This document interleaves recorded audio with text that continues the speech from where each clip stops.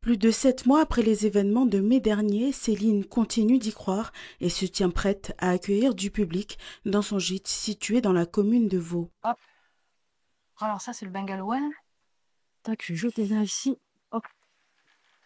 Par rapport à l'impact de l'usine et des émeutes qu'on a vécu récemment, on a dû en mettre 3 en attente. Mais ça va, la clientèle commence à revenir progressivement. Mais ils sont toujours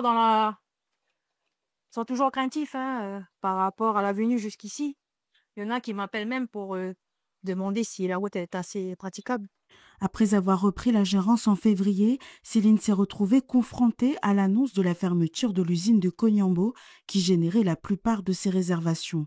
Entre sous-traitants qui partent et touristes locaux qui peinent à venir sur la côte ouest, les événements du 13 mai se sont rajoutés à la situation déjà très difficile de la structure.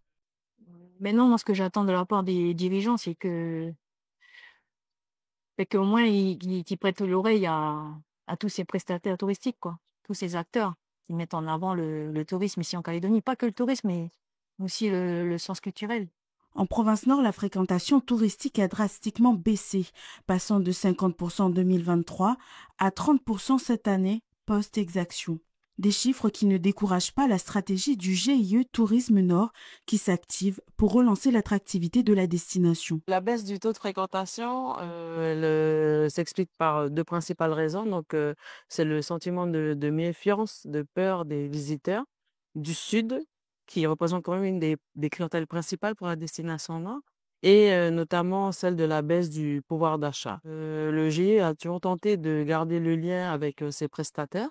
Donc, on était souvent en contact par téléphone et on a également fait des tournées qu'on appelle les Duc-Tours pour faire un état des lieux de l'offre touristique de la destination et notamment évaluer la capacité de reprise de l'activité dans le secteur.